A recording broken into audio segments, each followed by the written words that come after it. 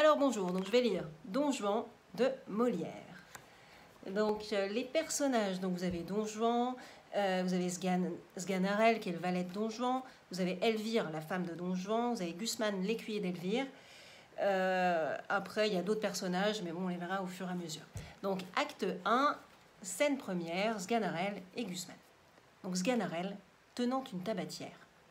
Quoi que puisse dire Aristote et toute la philosophie, il n'est rien d'égal au tabac.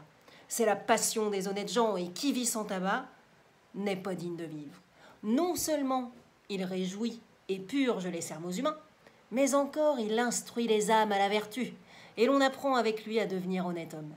Ne voyez-vous pas bien, dès qu'on en prend, de quelle manière obligeante on en use avec tout le monde, et comme on est ravi d'en donner à droite, à gauche, partout où on se trouve, on n'attend pas même qu'on en demande, et l'on court au-devant du souhait des gens, tant il est vrai que le tabac inspire des sentiments d'honneur et de vertu à tous ceux qui en prennent. Et c'est assez de cette matière. Reprenons un peu notre discours. Si bien donc, cher Gusman, que Dona Elvire, ta maîtresse, surprise de notre départ, s'est mise en campagne après nous, et son cœur, que mon maître a su toucher trop fortement, n'a pu vivre, dis-tu, sans le venir chercher ici. Veux-tu qu'entre nous, je te dise ma pensée? J'ai peur qu'elle ne soit mal payée de son amour, que son voyage en cette ville produise peu de fruits et que vous eussiez autant gagné à ne bouger de là. Gusman. Et la raison encore? Dis-moi, je te prie. Sganarelle qui peut t'inspirer une peur d'un si mauvais augure? Ton maître t'a-t-il ouvert son cœur là-dessus? Et t'a-t-il dit qu'il eut pour nous quelque froideur qu'il l'ait obligé à partir? Sganarelle. Non pas, mais à vue de pays, je connais à peu près le train des choses, et sans qu'il m'ait encore rien dit, je gagerais presque l'affaire va là. Je pourrais peut-être me tromper, mais enfin sur de tels sujets, l'expérience m'a pu donner quelques lumières. Quoi? Ce départ si peu prévu serait une infidélité de Don Juan? Il pourrait faire cette injure au chaste feu de Dona Elvire? Non, c'est qu'il est encore jeune et qu'il n'a pas le courage. Gusman. Un homme de sa qualité ferait une action si lâche? Eh oui, sa qualité, la raison en est belle, et c'est par là qu'il s'empêcherait des choses. Mais les saints nœuds du mariage le tiennent engagé. Eh, mon pauvre Gusman, mon ami, tu ne sais pas encore, crois-moi, quel homme est Don Juan. Je ne sais pas de vrai quel homme il peut être, s'il faut qu'il nous ait fait cette perfidie, et je ne comprends point comme après tant d'amour et tant d'impatience témoignée, tant d'hommages pressants, de vœux, de soupirs et de larmes, tant de lettres passionnées, de protestations ardentes et de serments réitérés, tant de transports, enfin, et tant d'emportements qu'il a fait paraître jusqu'à forcer dans sa passion l'obstacle sacré d'un couvent, pour mettre Dona Elvire en sa puissance. Je ne comprends pas, dis-je, comme après tout cela, il aurait le cœur de pouvoir manquer à sa parole. Sganarelle. Je n'ai pas grand-peine à le comprendre, moi. Et si tu connaissais le pèlerin, tu trouverais la chose assez facile pour lui. Je ne dis pas qu'il ait changé de sentiment pour Dona Elvire. Je n'en ai point de certitude encore. Tu sais que par son ordre, je partis avant lui. Et depuis son arrivée, il ne m'a point entretenu. Mais par précaution, je t'apprends entre nous, que tu vois en Don Juan, mon maître, le plus grand scélérat que la terre ait jamais porté. Un enragé, un chien, un diable, un turc, un hérétique qui ne croit ni ciel ni enfer, ni loup-garou, qui passe sa vie en véritable bête brute, un pourceau des piqûres. Un vrai sardanapale qui ferme l'oreille à toutes les remontrances qu'on peut lui faire et traite de billevesée tout ce que nous croyons. Tu me dis qu'il a épousé ta maîtresse? Crois qu'il aurait plus fait pour sa passion et qu'avec elle, il aurait encore épousé toi, son chien et son chat. Un mariage ne lui coûte rien à contracter. Il ne se sert point d'autres pièges pour attraper des belles, et c'est un épouseur à toutes mains. Dames, demoiselles, bourgeoises, paysannes, il ne trouve rien de trop chaud ni de trop froid pour lui. Et si je te disais le nom de toutes celles qu'il a épousées en divers lieux, ce serait un chapitre à durer jusqu'au soir. Tu demeures surpris et changes de couleur à ce discours? Ce n'est là qu'une ébauche du personnage, et pour en achever le portrait, il faudrait bien d'autres coups de pinceau. Suffit qu'il faut que le courroux du ciel l'accable quelques jours, qu'il me vaudrait bien mieux d'être au diable que d'être à lui, et qu'il me fait voir tant d'horreurs que je souhaiterais qu'il fût déjà je ne sais où. Mais un grand seigneur méchant homme est une terrible chose. Il faut que je lui sois fidèle en dépit que j'en ai. La crainte en moi fait l'office du zèle, bride mes sentiments et me réduit d'applaudir bien souvent à ce que mon âme déteste.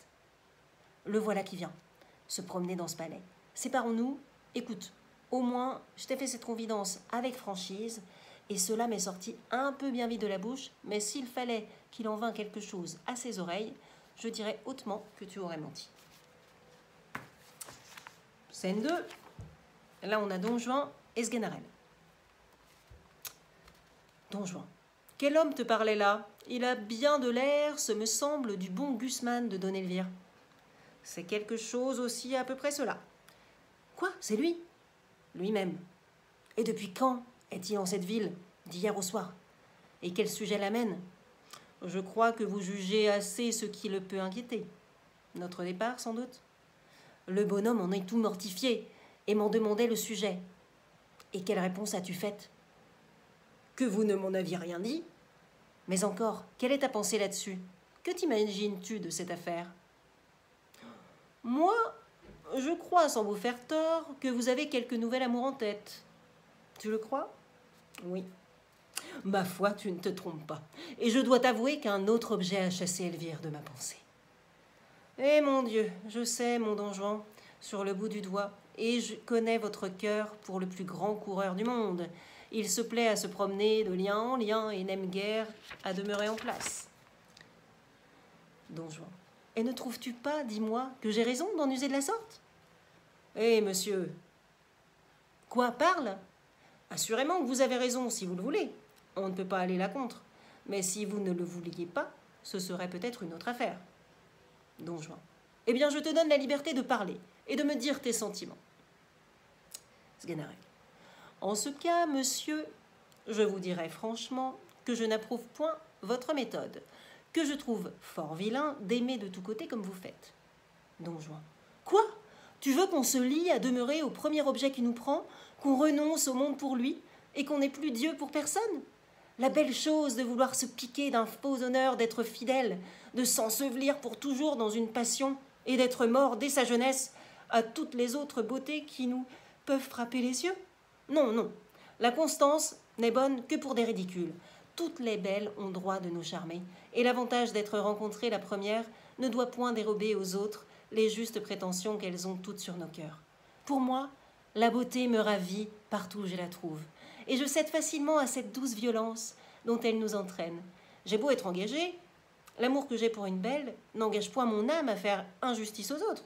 Je conserve des yeux pour voir le mérite de toutes, et rends à chacune les hommages et les tributs où la nature nous oblige. Quoi qu'il en soit, je ne puis refuser mon cœur à tout ce que je vois d'aimable. Et dès qu'un beau visage me le demande, si j'en avais 10 000, je les donnerais tous. Les inclinations naissantes, après tout, ont des charmes inexplicables. Et tout le plaisir de l'amour est dans le changement. On goûte une douceur extrême à réduire par cent hommages le cœur d'une jeune beauté, à voir de jour en jour les petits progrès qu'on y fait, à combattre par des transports, par des larmes et par des soupirs, l'innocente pudeur d'une âme qui a peine à rendre les armes, à forcer pied à pied toutes les petites résistances qu'elle nous oppose, à vaincre les scrupules dont elle se fait un honneur et la mener doucement où nous avons envie de la faire venir. Mais lorsqu'on est maître une fois, il n'y a plus rien à dire, ni rien à souhaiter. Tout le beau de la passion est fini, et nous nous endormons dans la tranquillité d'un tel amour. Si quelque objet nouveau ne vient réveiller nos désirs et présenter à notre cœur les charmes attrayants d'une conquête à faire. Enfin, il n'est rien de si doux que de triompher de la résistance d'une belle personne. Et j'ai sur ce sujet l'ambition des conquérants, qui volent perpétuellement de victoire en victoire et ne peuvent se résoudre à borner leurs souhaits. Il n'est rien qui puisse arrêter l'impétuosité de mes désirs. Je me sens un cœur à aimer toute la terre, et comme Alexandre, je souhaiterais qu'il y eût d'autres mondes pour y pouvoir étendre mes conquêtes amoureuses. Sganarelle. Vertu de ma vie, comme vous débitez, il semble que vous avez appris cela par cœur et vous parlez tout comme un livre. Qu'as-tu à dire là-dessus? Ma foi, j'ai à dire, je ne sais que dire, car vous tournez les choses d'une manière qu'il semble que vous avez raison. Et cependant, il est vrai que vous ne l'avez pas. J'avais les plus belles pensées du monde et vos discours m'ont brouillé tout cela. Laissez faire. Une autre fois, je mettrai mes raisonnements par écrit pour disputer avec vous. Tu feras bien.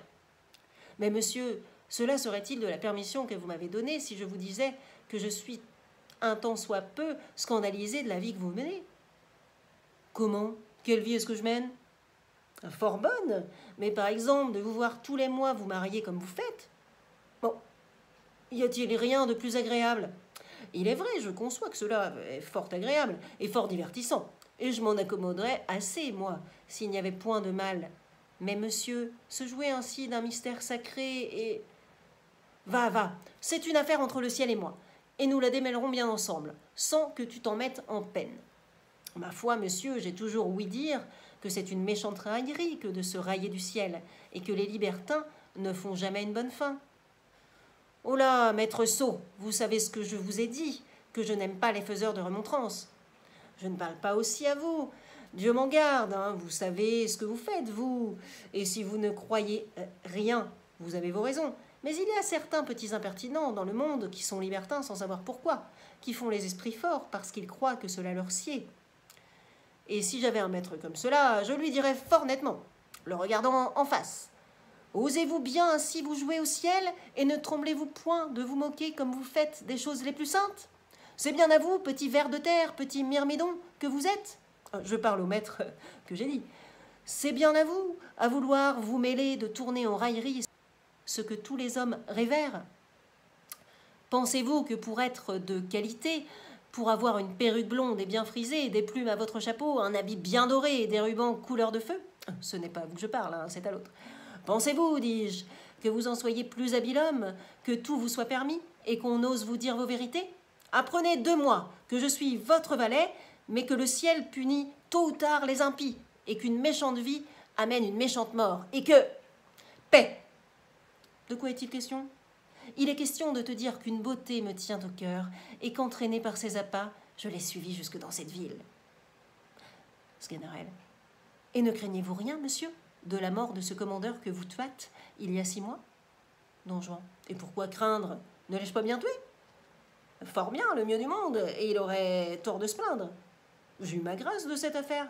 Oui, mais cette grâce n'éteint pas peut-être le ressentiment des parents et des amis, et... Oh, n'allons point songer au mal qui nous peut arriver, et songeons seulement à ce qui peut nous donner du plaisir. La personne dont je te parle est une jeune fiancée, la plus agréable du monde, qui a été conduite ici par celui même qu'elle y vient d'épouser. Et le hasard me fit voir ce couple d'amants 3 ou 4 jours avant leur voyage. Jamais je n'ai vu 2 personnes être si contents l'un et l'autre et faire éclater le plus d'amour. La tendresse visible de leurs mutuelles ardeurs me donna d'émotion. J'en fus frappée au cœur, et mon amour commença par la jalousie. Ben oui, je ne pus souffrir d'abord de les voir si bien ensemble. Le dépit alarma mes désirs et me figurait un plaisir extrême à pouvoir troubler leur intelligence et rompre cet attachement dont la délicatesse de mon cœur se tenait offensée. Mais jusqu'ici, tous mes efforts ont été inutiles, et j'ai recours au dernier remède. Cet époux prétendu doit, aujourd'hui, régaler sa maîtresse d'une promenade sur mer. Sans en avoir rien dit, toutes choses sont préparées pour satisfaire mon amour, et j'ai une petite barque et des gens avec quoi, fort facilement, je prétends enlever la belle. Ah, monsieur! Hein? Oh, c'est fort bien à vous, et vous le prenez comme il faut. Il n'est rien de tel en ce monde que de se contenter. Prépare-toi donc à venir avec moi, et prends soin toi-même d'apporter toutes mes armes, afin que... Il aperçoit Don Elvire. Ah, rencontre fâcheuse, traître, tu ne m'avais pas dit qu'elle était ici elle-même. Mais monsieur, vous ne me l'avez pas demandé. Est-elle folle de n'avoir pas changé d'habit et de venir en ce lieu avec son équipage de campagne? Scène 3, nous allons avoir Don Elvire, Don Juan et Sganarelle. Don Elvire. Me ferez-vous la grâce, Don Juan, de vouloir bien me reconnaître? Et puis-je au moins espérer que vous daigniez tourner le visage de ce côté? Madame, je vous avoue que je suis surpris et que je ne vous attendais pas ici. Oui, je vois bien que vous ne m'y attendiez pas et que vous êtes surpris. À la vérité, mais tout autrement je ne l'espérais, et la manière dont vous le paraissez me persuade pleinement ce que je refusais de croire. J'admire ma simplicité et la faiblesse de mon cœur à douter d'une trahison que tant d'apparences me confirmaient. J'ai été assez bonne, je le confesse, ou plutôt assez sotte, pour me vouloir tromper moi-même et travailler à démentir mes yeux et mon jugement. J'ai cherché des raisons pour excuser à ma tendresse le relâchement d'amitié qu'elle voyait en vous. Et je me suis forgé exprès, sans sujet légitime, d'un départ si précipité, pour vous justifier du crime dont ma raison vous accusait. Mes justes soupçons, chaque jour, avaient beau me parler, j'en rejetais la voix, qui vous rendait criminel à mes yeux, et j'écoutais avec plaisir 1000 chimères ridicules qui vous peignaient innocent à mon cœur. Mais enfin, cet abord ne me permet plus de douter, et le coup d'œil qui m'a reçu m'apprend bien plus de choses que je ne voulais en savoir. Je serais bien aise pourtant d'ouïr de votre bouche les raisons de votre départ. Parlez, Don Juan, je vous prie, et voyons de quel air vous saurez vous justifier. Don Juan. Madame, voilà Sganarelle, qui sait pourquoi je suis parti. Sganarelle. Mais, moi, monsieur, mais j'en sais rien, s'il vous plaît. Don Elvire. Eh bien, Sganarelle, parlez. Il n'importe de quelle bouche j'entends ces raisons. Don Juan faisant signe d'approcher à Sganarelle. Allons, parle donc à madame. Que voulez-vous que je dise? Approchez, puisqu'on le veut ainsi, et me dites un peu les causes d'un départ si prompt. Don Juan. Tu ne répondras pas? Je n'ai rien à répondre, vous vous moquez de votre serviteur. Veux-tu répondre, te dis-je? Sganarelle. Madame? Don Elvire. Quoi? Sganarelle se retournant vers son maître. Monsieur, Don Juan. Si. Sganarelle. Madame, les conquérants, Alexandre et les autres mondes sont cause de notre départ. Voilà, monsieur, tout ce que je puis dire. Vous plaît-il, Don Juan, nous éclaircir ces beaux mystères? Madame, à vous dire la vérité, Don Elvire. Ah, que vous savez mal vous défendre pour un homme de cour, et qui doit être accoutumé à ces sortes de choses. J'ai pitié de vous voir la confusion que vous avez. Que ne vous armez-vous le front d'une noble effronterie? Que ne me jurez-vous pas que vous êtes toujours dans les mêmes sentiments pour moi, que vous m'aimez toujours avec une ardeur sans égale, et que rien n'est capable de vous détacher de moi que la mort? Que ne me dites-vous que des affaires de la dernière conséquence vous ont obligé à partir sans m'en donner avis, qu'il faut que malgré vous, vous demeuriez ici quelque temps, et que je n'ai qu'à m'en retourner d'où je viens, assuré que vous suivrez mes pas le plus tôt qu'il vous sera possible, qu'il est certain que vous brûlez de me rejoindre, et qu'éloigné de moi, vous souffrez ce que souffre un corps qui est séparé de son âme. Voilà comme il faut vous défendre, et non pas être interdit comme vous l'êtes. Don Juan. Je vous avoue, madame, que je n'ai point le talent de dissimuler, et que je porte un cœur sincère. Je ne vous dirai point que je suis toujours dans les mêmes sentiments pour vous, et que je brûle de vous rejoindre, puisqu'enfin il est assuré que je ne suis parti que pour vous fuir, non point par les raisons que vous pouvez vous figurer, mais par un pur motif de conscience, et pour ne croire pas qu'avec vous davantage je puisse vivre sans péché. Il m'est venu des scrupules, madame, et j'ai ouvert les yeux sur ce que je faisais. J'ai fait réflexion que pour vous épouser, je vous ai dérobé à la clôture d'un couvent, que vous avez rompu des vœux qui vous engageaient autre part, et que le ciel est fort jaloux de ces sortes de choses. Le repentir m'a pris, et j'ai craint le courroux céleste. J'ai cru que notre mariage n'était qu'un adultère déguisé, qui nous attirerait quelque disgrâce d'en haut, et qu'enfin je devais tâcher de vous oublier, et vous donner moyen de retourner à vos premières chaînes. Voudriez-vous, madame, vous opposer à une si sainte pensée, et que j'allasse en vous retenant me mettre le ciel sur les bras que par... Don Elvire. Ah, scélérat, c'est maintenant que je te connais tout entier, et pour mon malheur je te connais lorsqu'il n'en est plus temps, et qu'une telle connaissance ne peut plus me servir qu'à me désespérer. Mais sache que ton crime ne demeurera pas impuni, et que le même ciel dont tu te joues me saura venger de ta perfidie. Don Juan. Sganarelle, le ciel. Sganarelle. Vraiment, oui, nous nous moquons bien de cela, nous autres. Don Juan. Madame, il suffit.